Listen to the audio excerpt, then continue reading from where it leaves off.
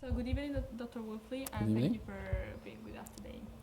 To begin with, I would like to ask you, what would you like the student to reflect upon after your insightful talk?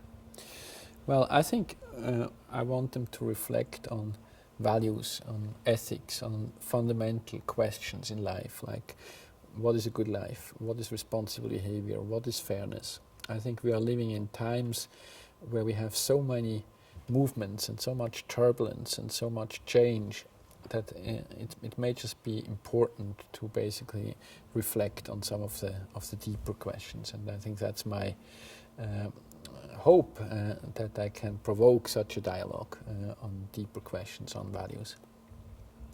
In your sparkling professional career, you've been experiencing different industries, ranging from the investment sector, where you've been CEO of UBS, to the philanthropic area, where you have been co-founding the LA Foundation.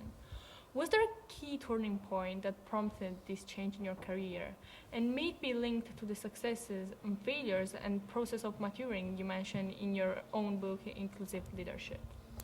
Yeah, I mean, I had obviously a few disruptive elements. One of the disruptive elements was that I resigned from UBS in summer 2007 in a very surprising chain of events which forced me to essentially renew myself and really review my professional profile and have deep reflections on what I wanted to do going forward. And I think that then kind of defined my future portfolio, which was a portfolio of diverse things like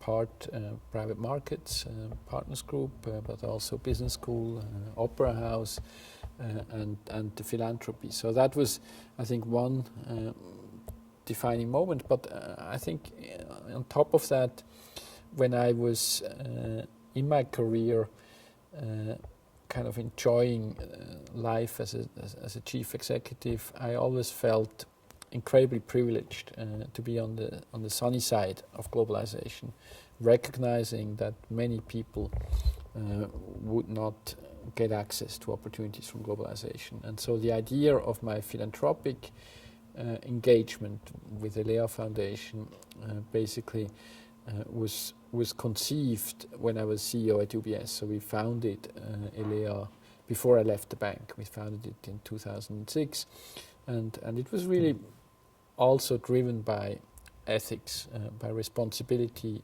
to share some of the benefits that I had from globalization with those who did not have that access.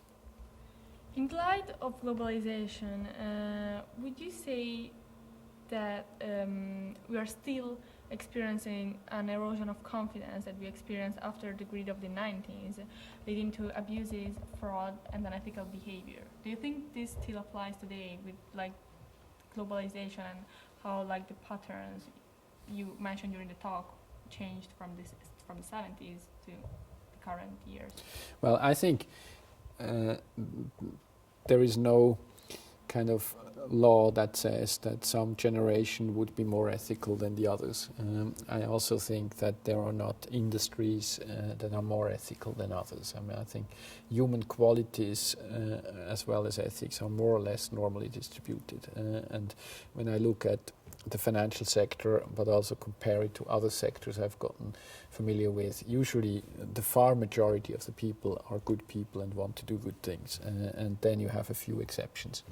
Now, it's very clear, and I think it's been proven in history, if you have tremendous success in certain sectors and in certain periods, you may have temporarily hubris, and you may have erosion of values, you may have greed, you may have fraud, you may have decline of values. I think it's been, you've seen it in the shipping industry, you've seen it in the steel, you've seen it in the railway fever, you have seen it in banking and finance in those tremendously successful years of the 90s leading up to 2008. And I think the world has now learned from it. I mean, I know I have many friends who have really learned from the lessons I think the banks today are different than they were before 2008. I think they have done a lot of lessons in the systems, in the culture, in the behavior, in the leadership. So I see a lot of good things that have developed, and I think one needs to be careful that we now don't throw out the baby with the bath-tube, and that we maybe restore some confidence back into the financial sector, and don't try to regulate things to an extent that actually we destroy a lot of possibility for innovation and for creativity. Could you expand a bit more on these changes you found after the financial crisis? Because you also mentioned that leaving UBS opened my eyes to a new way of living and thinking. I wanted to share that with younger leaders coming up into the world. Is that kind of way linked to these new values that probably the financial sector may have acquired? Yeah, I think consumers today look at, and that's not limited to the financial sector. I think it's generally to capitalism, right?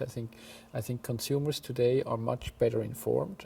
They're much more sensitive. They, for example, want to know whether the chocolate that they buy has been produced with child labor or not. They want to have certificates about ethical products. They want to be sure about ecological consequences.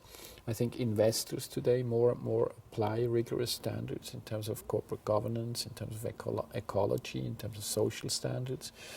Talented people, I think they want to work with companies that add value to society, that can articulate why society needs them. And I think if the answer then is to make money and pay taxes, it's not enough. They want to work for firms with missions, with purpose. And I think all these are very good developments. I think overall we see a lot of rising awareness for values, and I think that will improve capitalism and is improving capitalism. On a similar note, in your book, you advise also young students to get to know other sectors, and you also stress that during your talk. And therefore, to move across industries within their personal career.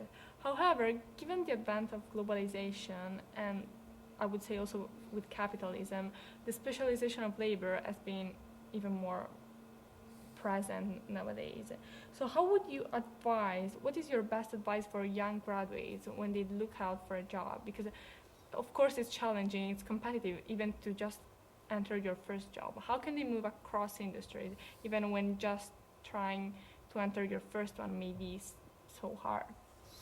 Well, I think it obviously very much depends on what the aspirations are of somebody and how ambitious he is and to what extent he wants to specialize versus become more of a generalist. But I think I do see trends, for example, of young people to become entrepreneurially active, which I think are much more pronounced than in our generation. I mean, our generation, it was very hard to become an entrepreneur, and most of them preferred going to either a consulting firm or a big bank or a big corporate for their first job.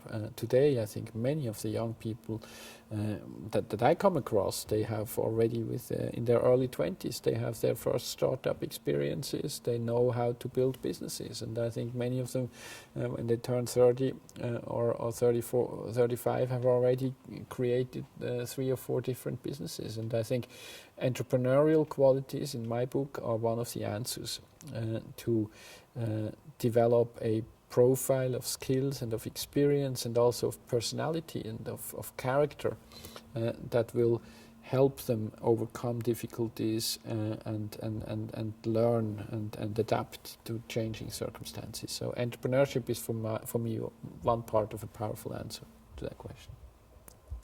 Moving to your current role as co-founder of the ELEA Foundation, I would like to ask you, what is the most valuable result you achieved so far? Well, it's usually moments when I travel to investments and I see how people's lives have dramatically improved as a result of an intervention. An example, when we are investing in a project in the Philippines, which is about identifying young people from rural areas and giving them training and education so that they can become employees of call centers. And that means going from an income of maybe 50 cents per day as a farm laborer or $3 per day as a cook in a fast food restaurant to maybe $15 a day as a professional with a protected kind of employment relationship with career opportunities. And these are then usually the first people in their family who basically got formal employment, and it allows them to have more decent lives. It allows them to support their family, their parents, and when you come across and in this specific example, there were several hundred of people who had a chance to find a job, and I met with a few of them, and they told their stories. I think this is a very touching experience when you can really make a difference with an initiative, and I guess that's at the micro level, and at the macro level we measure our impact systematically. So we look every year how many impact points we have achieved and to what extent our impact is growing. And we have now 10 years of life with ELEA, and we have achieved about 200,000 impact points. And so this then shows me we have influenced several tens of thousands of people's lives in a sustainable way. And I think these are very touching and good experiences that show me that we may be on the right track. From your words, I understand sustainability is one of the values you praise and you value the most in your project. Therefore, what are the other characteristics you look for when you, for example, when you have a portfolio, like when you can choose among several entrepreneurial and entrepreneurial projects? I think first it's the concept, it's the model, whether it affects many people in a sustainable way. I think that's the first criteria. The second criteria is the quality of the entrepreneur. I mean, is it a person who is dedicated to basically bring this initiative to success and dedicate the next 5 to 7 years of his life to that. So it's entrepreneurial qualities like ambition, perseverance, resilience, talent. And then the third is, can we be helpful beyond money? I mean, is there a good chemistry? Is there a good partnership? Would the social entrepreneur accept help? Can we provide useful help, such as, for example, business planning, coaching, being in the board, advising, bringing him together with other people of our network, helping him find other investors, and so on. And so these are the criteria we apply. Moving to the end of the interview, I hope you had a good time here with us. Yes. On the last note, you've been graduating from St. Gallen University, where students have been organizing an annual symposium similar to this for the past 40-60 years.